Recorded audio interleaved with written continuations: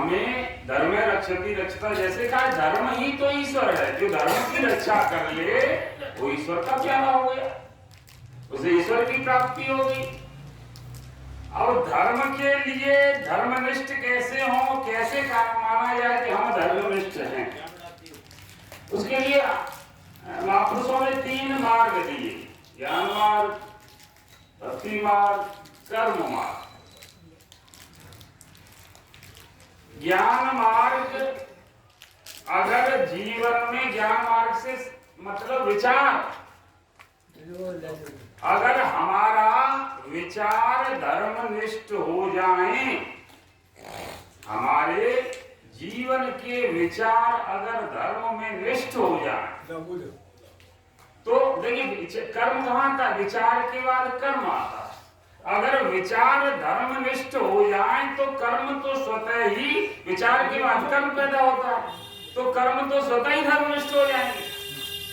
तो जीवन अगर विचार हमारे धर्म में निष्ठ हो जाए, यानी विचार में धर्म की स्थापना हो जाए, ऐसा योग हो जाए कि हमारे अंदर कोई ऐसा विचार प्रवेश ही न करे। जैसे चाय हम नहीं पीते तो चाय पीने का कभी विचार मन में आएगा ही नहीं। जैसे चाय अगर हम नहीं पीते तो चाय पीने की इच्छा, विचार मन में कभी प्रकट ही नहीं होगा।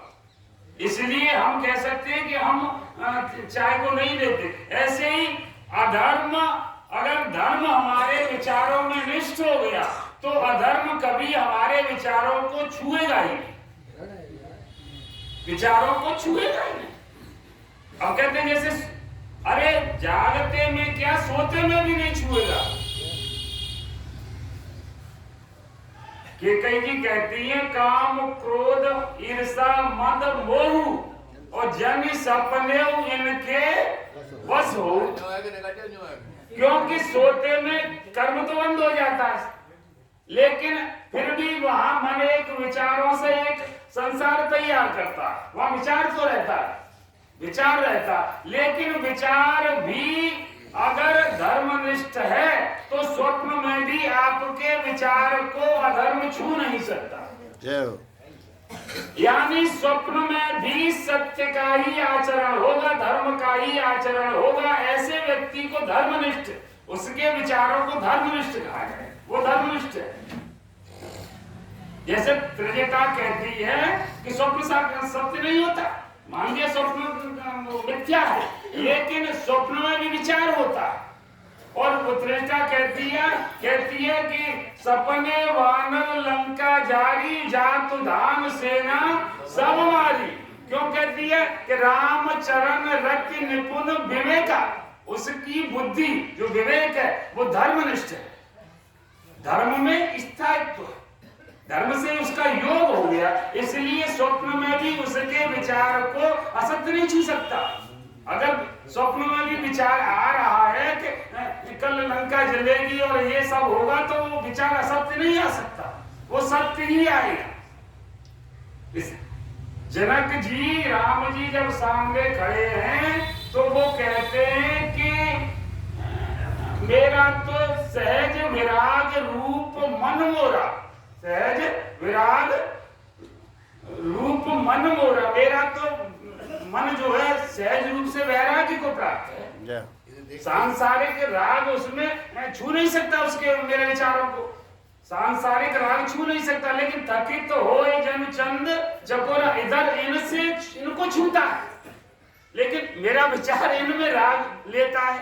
तो इसका क्या मतलब है कि ये ब्रह्म ही हो सकते हैं, असत्य को छू नहीं सकता मेरा विचार। इसलिए ये सहज वो बरबस ब्रह्म सुखाए मन त्याग, मेरा मन तो ब्रह्म में लीन रहता है, मेरा विचार तो ब्रह्म में लीन रहता है, लेकिन इन्हें छू रहा है। इसलिए इसका मतलब यह कि ये कोई सामान्य नहीं है, ये साक्षात ब्रह्म है। तो ये ऐसे लोग, इसीलिए तो जनक जी को ज्ञानी कहा गया। राम जी कहते हैं कि वो अतिशय प्रतीति मन के भी, जब सीता जी की तरफ उनका मन आकर्षित हुआ है तो वो अपने विचारों को रखते हैं कि मोई अतिशय प्रतीति मन के भी और जय सपने पर नारिन, लेकिन लेकिन मेरा मन इनकी तरफ जाता है, इसलिए ये मेरी भार्या है, इसलिए ये सत्य ही है कि ये मेरी भार्या ही होगी, दूसरी तरफ जा ही नहीं सकती, क्योंकि मेरा विचार, जो मेरा मन है वो तो धर्मनिष्ठ है, सत्यनिष्ठ है, असत्य की तरफ जा ही नहीं सकती। दुष्यंत जब वहां गए कण्व ऋषि के आश्रम में और शकुंतला की तरफ जाकर के जब उनका मन आकर्षित हुआ तो वहां की जो सखियां थी उनसे पूछा ये कौन है, तो उन्होंने कहा कण्व ऋषि की पुत्री है, और कण्व ब्राह्मण थे और दुष्यंत क्षत्रिय राजा। तो दुष्यंत ने कहा कि मैं नहीं मानता, मैं एक क्षत्रिय राजा हूँ, धर्मनिष्ठ राजा हूँ, और मेरा विचार कभी ऐसा दूषित हुआ ही नहीं कि मैं क्षत्रिय होते हुए और ब्राह्मण कन्या की तरफ मेरा मन चला गया। मेरे अपने मन पर विचार है, लेकिन बात क्या थी, हकीकत यही थी कि वो कण्व ऋषि के आश्रम में कण्व ऋषि ने उन्हें पाला था, थी तो वो विश्वामित्र की बेटी। तो कहने का मतलब जो जिनकी बुद्धि ऐसी धर्म में विचार जिनके ऐसे निष्ठ हो गए वो ज्ञानी कोटि के लोग, वो ज्ञानी कोटि के लोग हैं, तो फिर उनके लिए कर्म तो अपने आप ही श्रेष्ठ हो गया। अच्छा, हम जैसे कुछ लोग, जैसे गीताजी कहती है कि हंस पर गुणगण गए परिहरवार, तो हम जैसे लोगों के लिए ये कहा गया कि आप शास्त्रों में महापुरुषों के द्वारा जो बातें रखी जाती क्या सही है क्या गलत है, तो विचार हमारे मन को छूते तो हैं, सही विचार भी छूते हमारी बुद्धि को, और कुछ गलत भावनाएं भी मन में आती है, छूती है, लेकिन फिर क्या करें, तो वो कहते हैं कि कर्म प्रधान विश्व रच रखा। अगर विचार छू रहे, इतनी पावर नहीं है हमें, इतने हमारे ज्ञान इतने ज्ञानी नहीं है, अगर ज्ञानी कोटि के हम नहीं है तो फिर क्या करें, तो फिर कहा कि कर्म प्रधान विश्व रच रखा। अगर चलो मन में विकार भी आ रहे हैं, उतना वो नहीं हो पा रहा, तो लेकिन तुम कर्म को पकड़े रहो, विचार अगर दूषित विचार भी आ रहे तो कर्म को कस के पकड़े रहो। किसी ने कहा है कि मन जाए तो जान दे और जान दे शरीर, मन जाए तो जान दे पर जान न दे शरीर, बिन कमाने के खिंचे निकसत नहीं। तो ये कर्म की प्रधानता, यानी मन अगर बार बार छू भी रहा है तो हम ये निर्णय करते हुए, हंस की तरह निर्णय करते हुए कि क्या सही है उसको ग्रहण करें और जो क्या गलत है उसका त्याग करें। तो ऐसी अगर कर्म की प्रधानता जीवन में रहेगी तो भी हमारा धर्मनिष्ठ ही होगे और कल्याण ही होगा। अच्छा, फिर एक तीसरा और मार्ग दिया, वो कहते हैं कि जहां न विचार की जरूरत है और न कर्म की जरूरत है। छोटा सा बच्चा होता है ना, उससे कह दो बाबा की मूंछ पकड़ ले, तो मूंछ पकड़ लेता है, वो कह दो, उससे कह दो गाल में थप्पड़ लगा दे, थप्पड़ लगा देता है। तो उसका अपना कोई विचार है ही नहीं, हमने कह दिया कि मूंछ पकड़ ले तो मूंछ पकड़ ली, और कह दिया कि थप्पड़ लगा दे बाबा के गाल में तो थप्पड़ लगा दिया। लेकिन फिर भी जननी जनक मुस्का उसके चरित्रों को देखकर माता पिता प्रसन्न होते हैं।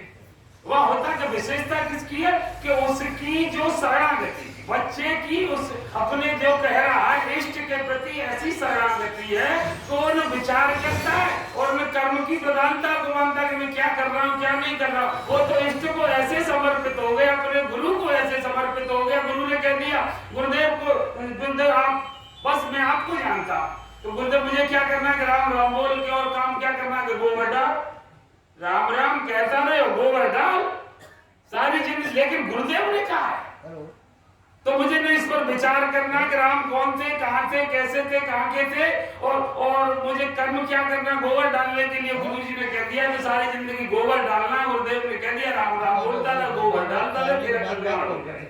ये होती है ये शरणागति, जैसे भक्ति मार्ग कहा गया। अगर ऐसा हमारे जीवन में आ गया तो भी कल्याण है, ना हमें कर्मादित करेगा और ना हमें जो विचार की विशेष कि हम क्या करें क्या ना करें इसी का चयन नहीं कर पा रहे। बड़े बड़े ग्रंथों को सत्संगों को सुनते सुनते बुद्धि भ्रमित हो जाती है, अब क्या निर्णय लें, कि क्या सही है क्या गलत है।